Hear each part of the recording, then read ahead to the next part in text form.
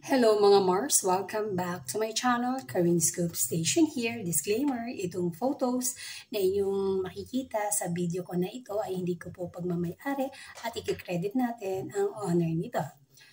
First photo, Chris Aquino. May update siya sa kanyang Instagram account. Ibinahagi niya ang kanyang pinagdadaanan ngayon. As you can see, siya ay umiinom ng green juice.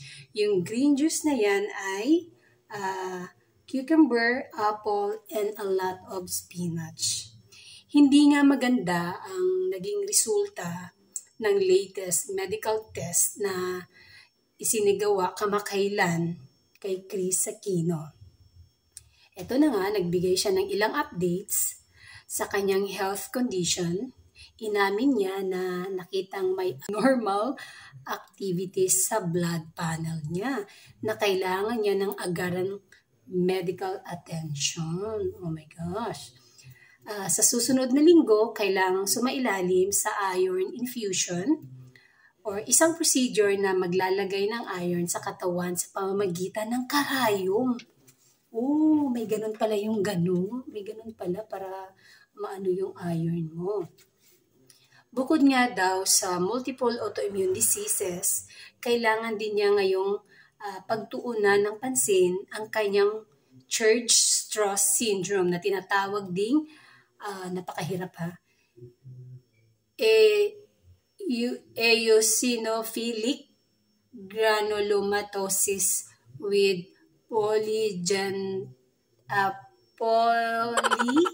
polyangiitis o EGP. Pasensya na kayo kung mali-mali ang aking pronunciation dito sa medical term na ito. Basta EGPI. Ayon nga daw sa isang health website, ang Church-Strauss syndrome ay isang rare disease characterized by inflammation of cells in blood or tissues. Ang ilang symptoms na nararanasan dito ay ang pagtaas ng heart rate, madalas sa pagkahilo o sakit ng ulo. At yan po ang update ngayon ni Chris Aquino. Napapansin nyo, parang lalo po siyang pumayat. Sa video nga niya ay parang unlike nung dati, parang medyo nagkalaman na siya. Pero ngayon parang pumayat na ulit siya.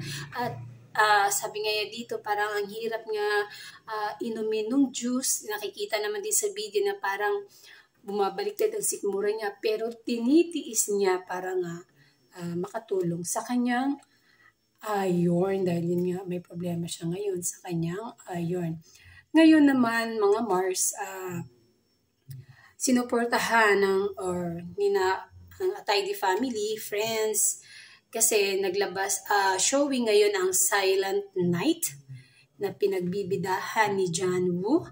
At dito nga sa pictures makikita nyo si Arjo Atayde and ang kanyang mom na may-ari nga sila ng Layton Studio. Andyan din si Zanjo Marudo and Ria Atayde. Showing na po yan sa lahat ng cinema ngayon.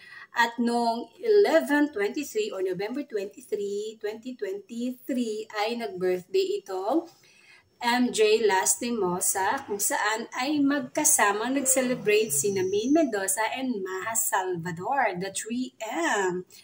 At ang sweet ng kanilang bonding night dito. Ayan po si Maine Mendoza. Ayun, nakakabis din sila na magkasama.